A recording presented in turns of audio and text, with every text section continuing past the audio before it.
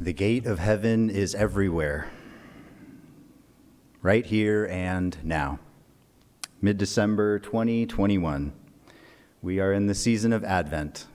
For those unfamiliar, this is the time in the Christian tradition when we are in the darkness before the light comes. I don't know how you all feel, but for me, it feels like COVID has basically been one long season of Advent stretching back to March 2020, and we don't have a firm date where it's going to end either, unfortunately. There's so much isolation, separation, distance between all of us. Well, I say, even though we're in the middle of Advent right now, let's just put it to the side. Let's just throw it all to the wind for the next 20 minutes or so. And for this time, we're just going to open to joy. We're opening to joy. Let's just go for it. And I feel like this is really important. I feel like, one of the things that was lost in all of the COVID connections with all this mask wearing and Zooming is that we've actually cut down on how much joy we share with one another. I find that I spend so much time in communication with folks tending to one another. How are you? Where are you? Hard, difficult feelings. That we've almost forgotten to share the joyful aspects of life too, as if we are allowed to be joyful in this time. It's okay at times. I feel like I could use some more joy in my life. So the last time I was up here and I was preaching, I used a phrase, the pain we do not transform, we will transmit. And I want to share a hopeful corollary of that, which is the joy we do not transform, we will also transmit. Joy is transmittable. That is the good news of this message. Yes, right? So what do I mean when I'm talking about transmitting joy? Just very, it can be as big or as large as you would like, but I understand it as it means that our enjoyment brings enjoyment to others. That others' enjoyment bring us enjoyment. And I want to give a few examples of just what this kind of exchange might sort of look like, this flow. So I'll start first with a personal story. I was overweight for most of my life, and the way I would describe my eating patterns was that I was an unconscious eater.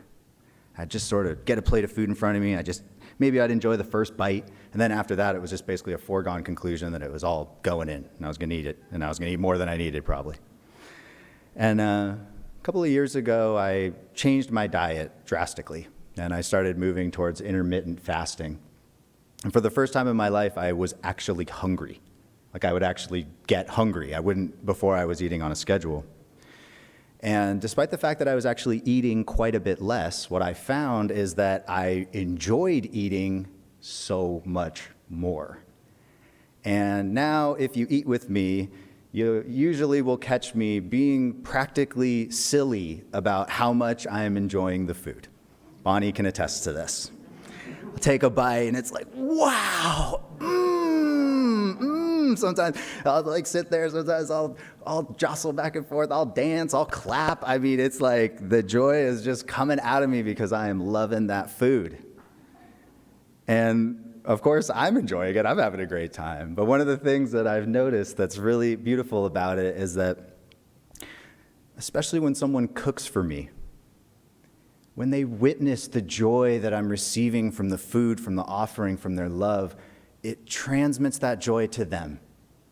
It makes them happy. It makes them feel good.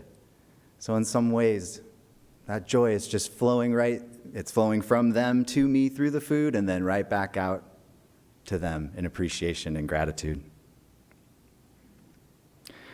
I'll tell a second story. I moved down to the South Bay in 2014. I was living in a neighborhood in East Menlo Park. And I made friends with another man who just lived down the street. And it was great. We had a very casual friendship. You know, friendships these days can be really complicated in adult life because everything's scheduled and you got to make an hour here and this and that and this. We just lived a few blocks from each other, so we could just call each other and hang out, which was awesome, and I loved that. And so through a series of these casual encounters, my friend Mike, who I used to go and hang out with, he loved wrestling, WWE wrestling, which, you know, wasn't my thing. Right? You know, I didn't really get it. I didn't really understand, you know, what the fun was with it. I was like, isn't that fake? You know, kind of thing. And so, you know, every once in a while I'd catch myself over there and he would just have wrestling on. And of course, in the natural course of things, he started telling me about it. And for those that don't know, wrestling is essentially male soap opera. So, you know, he starts telling me about all the rivalries and, oh, this person did this illegal move and then the ref called the match and then this, you know, and I'm sitting there and I'm absorbing it. And the first few times I was kind of like, okay, yeah, sure. All right, I guess tell me more, you know. And by the fifth or sixth time, I'm like, he choke slammed him off of a what? He took the chair and did what? The what? You know, it was incredible, you know, and I really got into the drama of it, right? And what was going on there, though, was that I was just absorbing his joy. He loved wrestling, and to him, it was just this fun diversion. It didn't matter if it was real. You know, he had a lot of respect for the wrestlers and the athleticism that it took to do it, and just the silliness of it, just the utter silliness of it. And he really opened my eyes to that, and then it became something that we enjoyed, all the way to going to WWE events together and going to other various smaller venue wrestling events, which are quite interesting, by the way, if anyone ever has a chance to do some of that backyard wrestling kind of stuff. So grateful for that in the course of that friendship, Mike was able to give me some of that joy and just open up a new world where now when wrestling comes up, I got a smile on my face, right? Instead of I don't know, I don't get it, you know? Third story I'll share is about my nephews. They love playing video games. They're young boys, just as you would expect. And my niece too, actually. And, you know, having worked at a video game company, I know quite a bit about it. Every time the holidays come around, it's like, all right, my turn to be Uncle Joe and really come through with the awesome game, you know.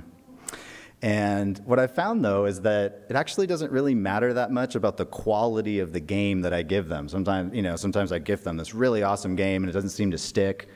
Sometimes the game isn't even particularly great, but it'll stick. And what I found was that actually the gift I was really giving them was that when I would sit down with them to play the game with them, and it would spark my joy around this Zelda game or this Mario Kart game or whatever it is, from my own childhood and from my own experience of playfulness, they would key in on that, and they would be getting joy out of it also. And that would open a door for them to understand how to appreciate this game, what joy it could bring in that way. So, you know, I'd spend $50 on the game, but the real gift was the transmission of the joy to them. And I'm so touched by that. There's countless stories about joy being transmitted. I'll just mention briefly that, you know, nature transmits great joy, as we were hearing in some of these here. You know, Mary Oliver in her poem, When I Am Among the Trees, she talks about the trees giving off such hints of gladness that they almost save her, and daily.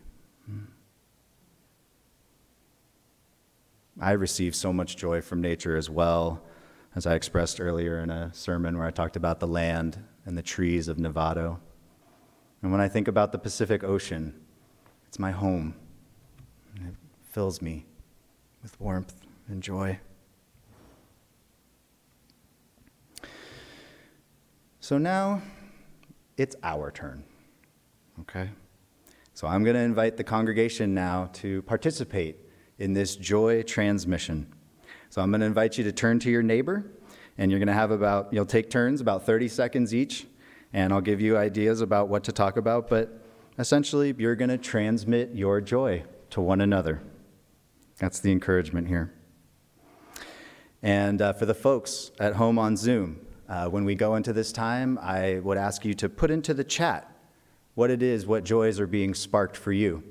And after we do the exchange here, I'll settle everyone down. I'll actually read some of the joys that are coming in from Zoom into this congregation here so that we can all really experience together.